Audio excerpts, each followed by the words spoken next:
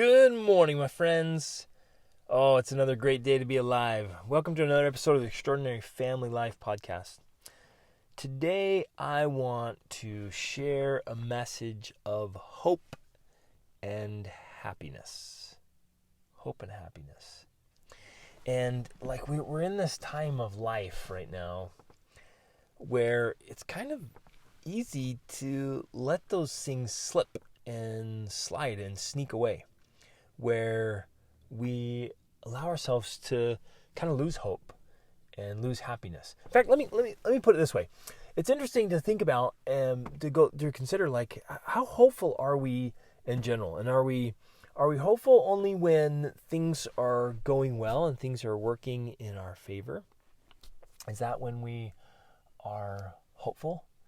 And then do we lose hope at the first obstacle, the first bump in the road? So as long as things are going well, right, then we feel hopeful, and I've done this. I know I've caught myself doing this. Like, as long as things are working in my favor, like, I feel super hopeful and like, yeah, everything's great, this is awesome. And then as soon as things stop working as well as we wanted, like, ugh, and then all of a sudden we immediately lose hope. And I've caught myself doing this before. And it's really fascinating to me. It's like, wait a minute.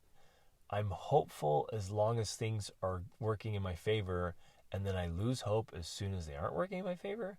And it almost seems like, wait a minute, that's the opposite. Aren't we supposed to have hope when things are not working in our favor, when things aren't going like we hoped?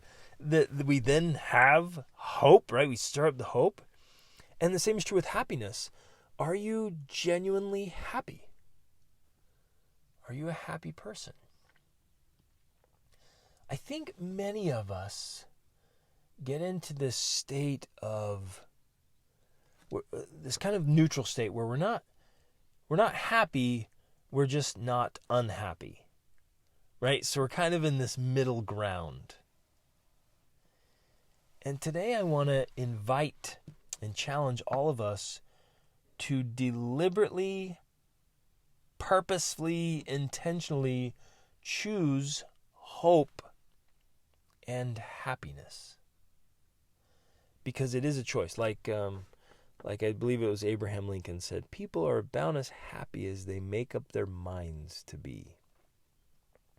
And I found that to be so true in life. And that we have this opportunity before all of us, even in, or perhaps especially in times of challenge or crisis or difficulty, to be hopeful and to be happy. So I want to share some thoughts. In my hands right now, I have a copy of Dante's The Divine Comedy. Got a beautiful leather copy here of it. And I want to share in Canto 3, he gets to Inferno, which is hell, and he's there with his guide, and they see this inscription on the entryway. And, it talks about this is the city of woe, and the way unto eternal pain, and the way among the lost below. And then it says, in my translation, it says, leave ye that enter in all hope behind. Another translation said, abandon all hope, ye who enter here. Whoa. What a powerful lesson for all of us. What a great insight. That hell is when there's no hope. And so it begs the question, my friends, how many of us are creating our own living hell by not having hope? By abandoning hope, we create our own living hell.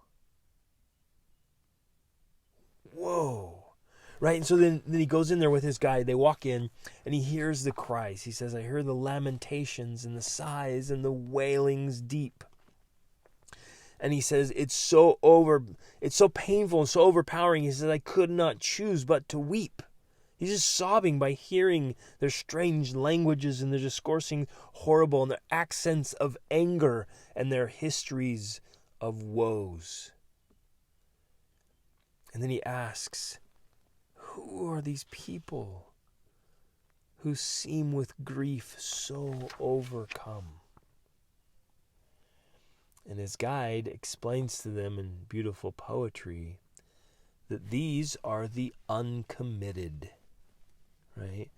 It's the souls of people who in life took no side. They were for neither good nor evil, but instead were merely concerned with themselves.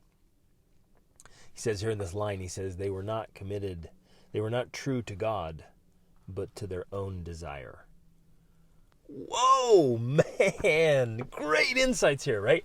There was a lot of selfishness, which we'll talk about in a minute with happiness, right? It's the opposite of happiness. And so they were selfish, they were uncommitted, and they had abandoned all hope. And so I want to invite you today to stir up hope inside of you in a deliberate and purposeful way, because we get to choose our thoughts every day. We get to choose our thoughts, and every day we get to choose our emotions. In fact, one of my coaching clients, so inside our Extraordinary Family Life group coaching, we have these 28-day challenges we do. We just started another one on family culture, and specifically this month, the family culture of resilience, like fostering and cultivating resilience in our families. And join that. If you haven't gotten that, get in on that, please. They're so powerful. These 28-day challenges are transformational. But with the 28-day challenge, we invite all of our coaching students that are in there to choose an emotion each day.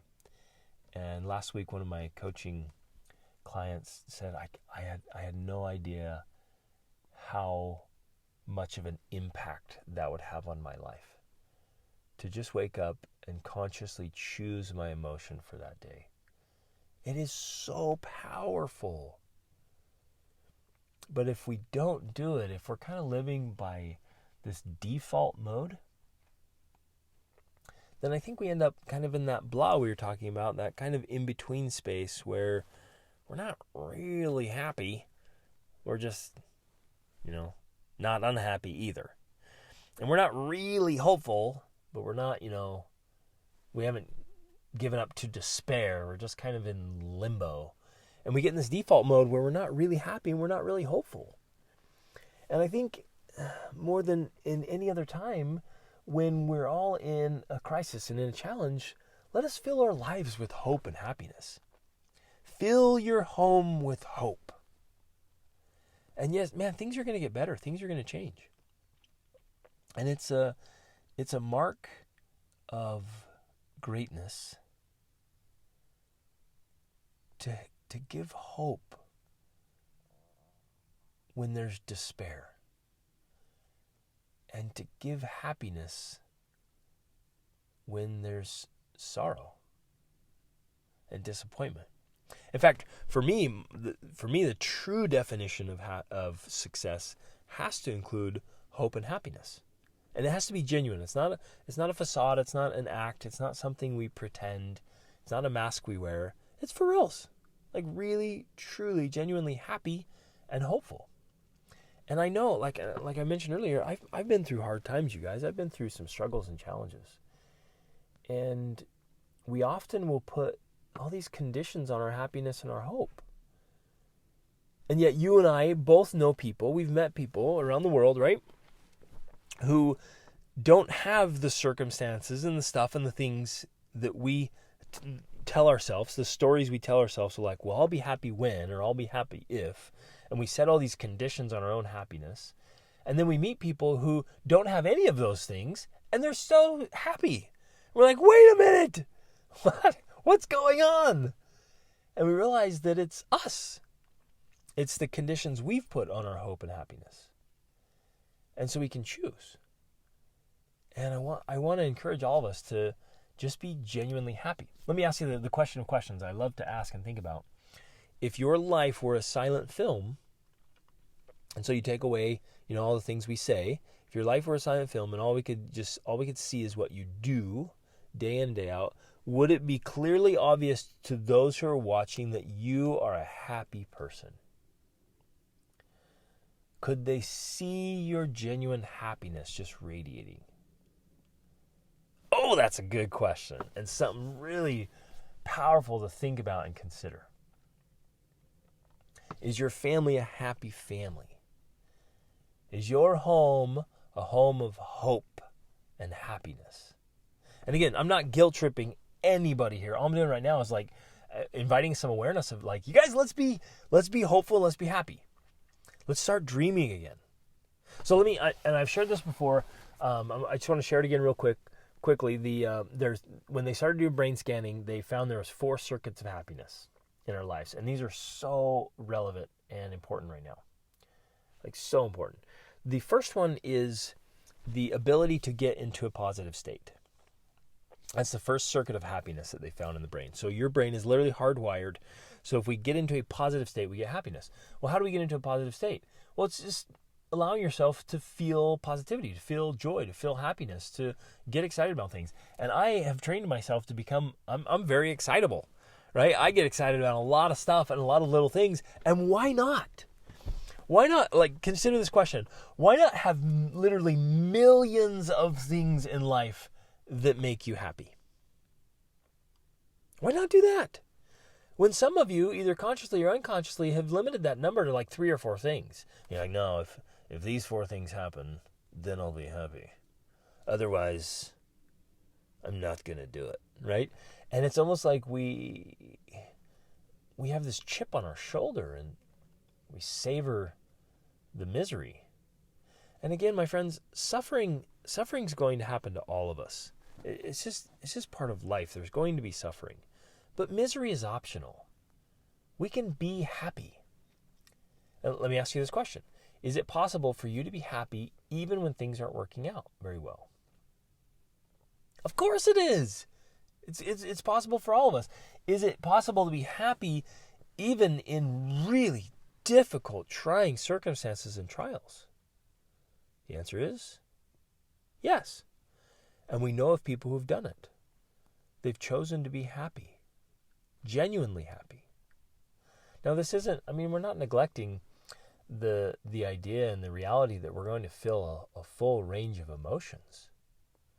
We will. And we'll experience a lot of things. In fact, that's part number 2. So the first step is to get into a positive state. The second step, or circuit they found, happiness circuit, is to recover from a negative state. I'll come back to that real quick, but that's the fitting there, because we're going to feel all these negative things. We have to recover. But as far as the positive ones go, like get into a positive state, will you practice this and teach it to your children and train yourself and make it part of your family way of life? Just to get really happy about a lot of things. Let the littlest things make you happy.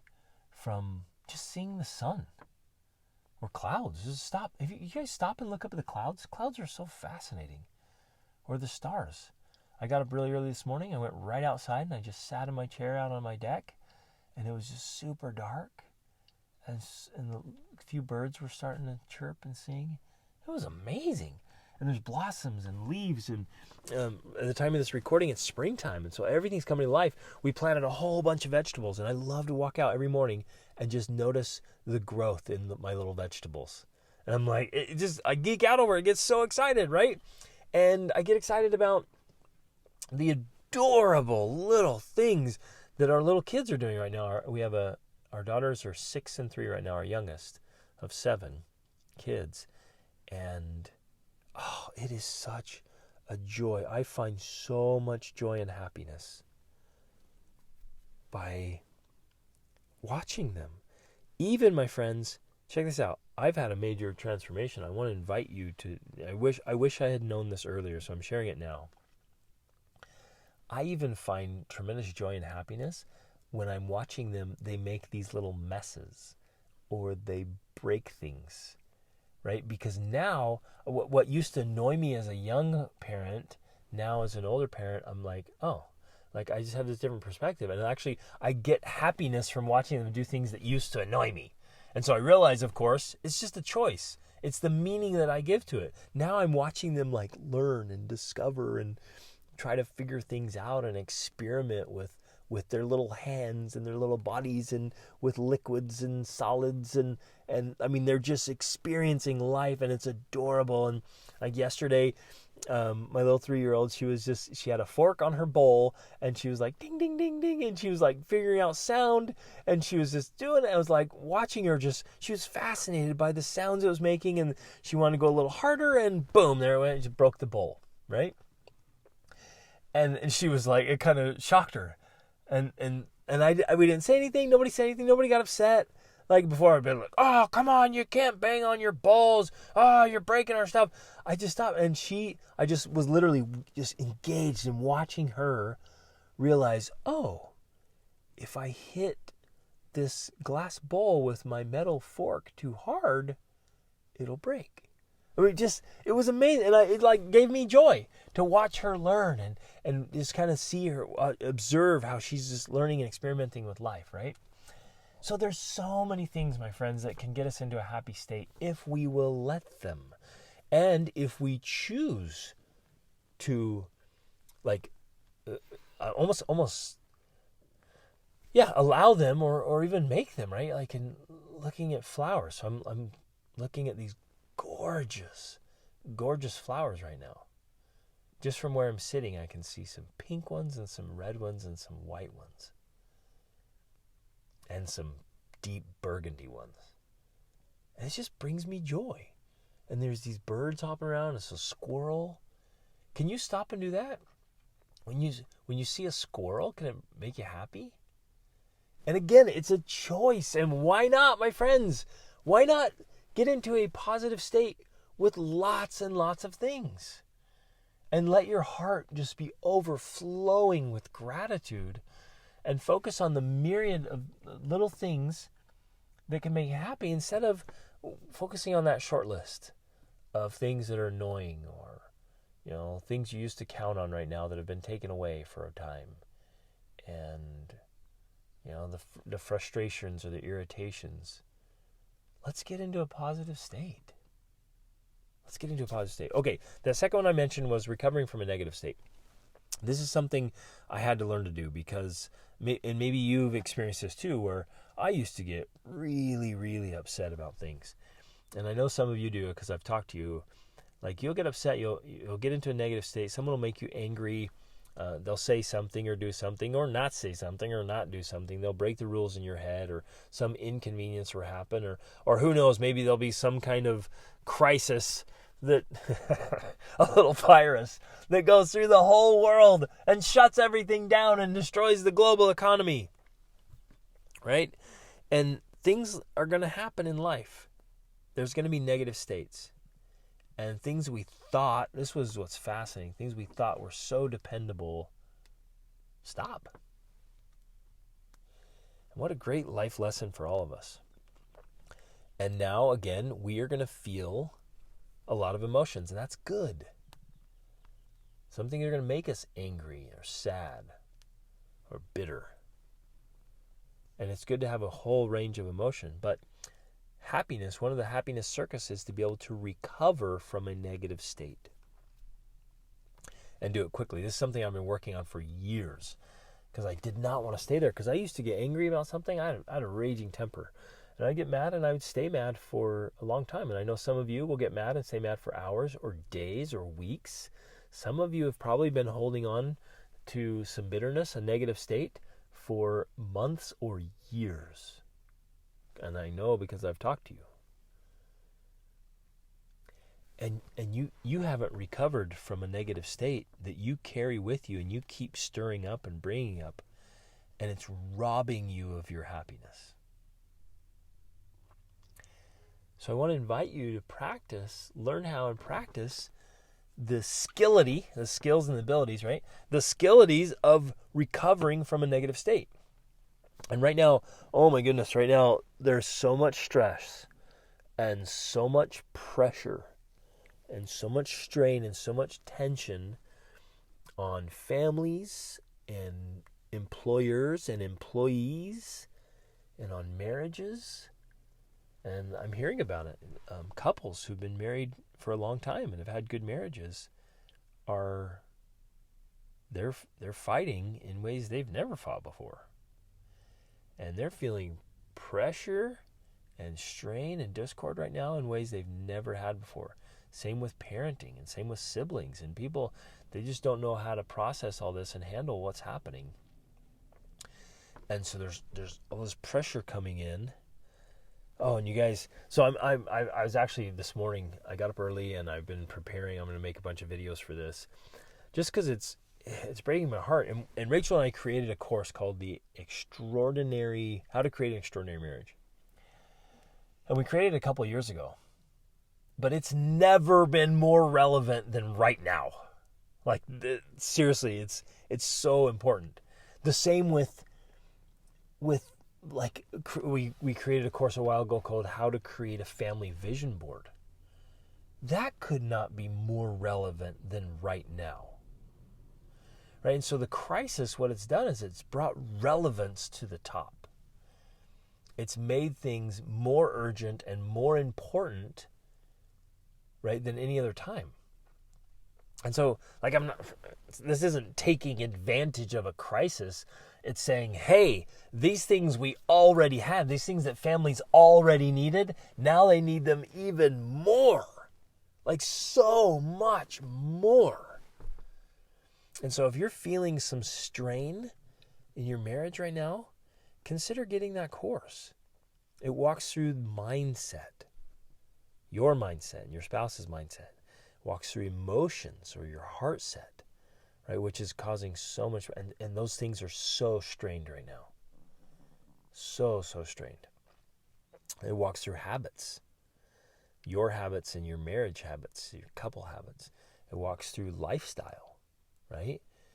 And yes, you still have power and control and choice in lifestyle, even right now when things are totally changed, and how that's affecting your marriage.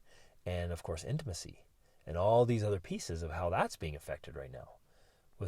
With some couples are feeling so much stress because of finances or uncertainty or being at home all the time with each other. Or now, like, oh, what do we do with education? What do we do with the kids? What do we do with the schedule? How do we create some stability here? Like, all of that stuff, right? And it couldn't be more relevant than right now. Same with that family vision board, right? Of dreaming and talk about having hope again. Like, get a hold of that thing. Did I talk about this already? I can't remember. But like, we have to dream. We have to hope. Create a family vision board. And teach your children how to hope. Oh, I love this stuff. Okay, so first, get into a positive state. Second, get out of a negative state. Learn how to recover. Teach your children how to recover. Very few people know how to do that. Very, very few people know how to do that.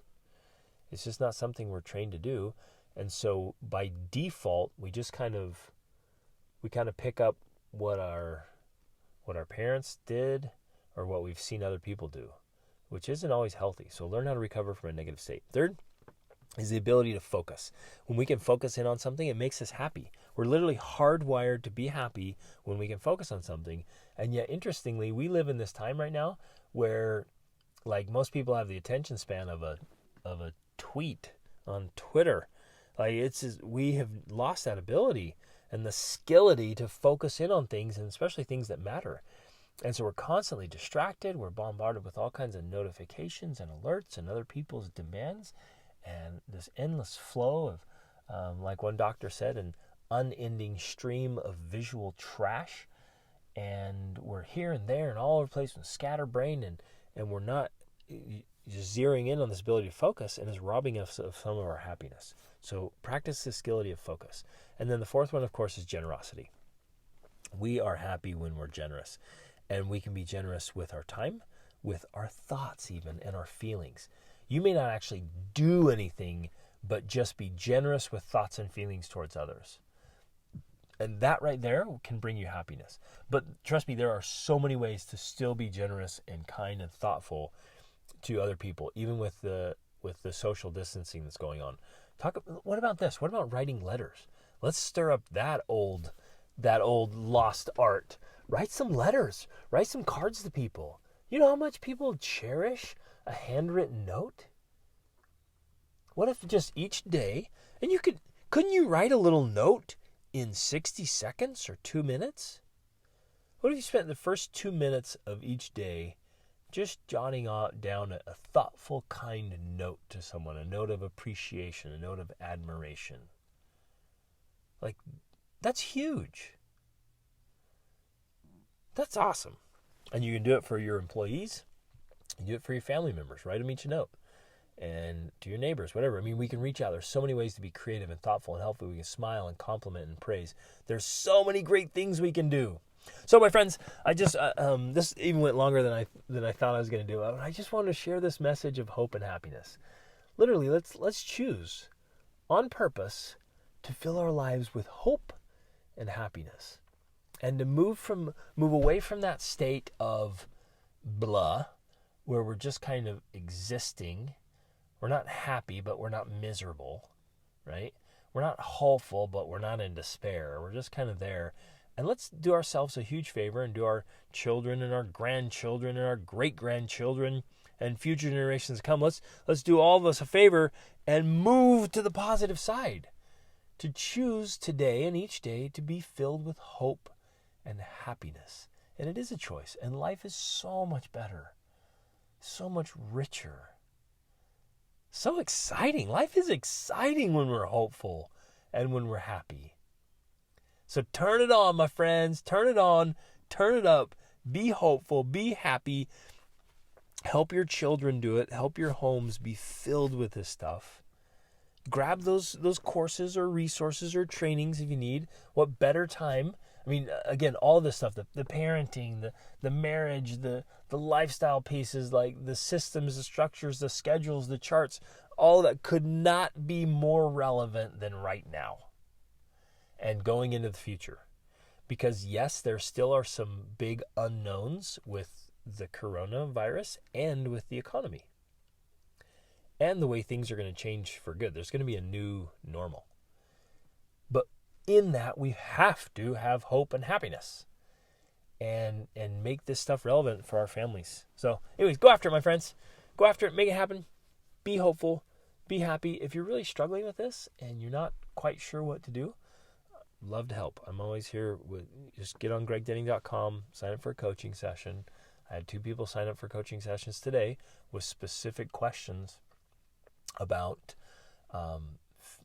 one was for marriage and family, and another one was for just like personal. What am I going to work through in my personal stuff? I mean, we do it for health, for fitness, for all of it. Like, it's awesome. I love this stuff.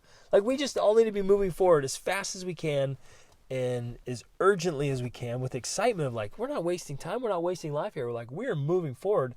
So don't let this be a time of just standstill in your life where you're just kind of just drifting along, floating, going nowhere, waiting for things to change. Let's get up and create some change and do it with hope and happiness. Love you guys. Reach upward.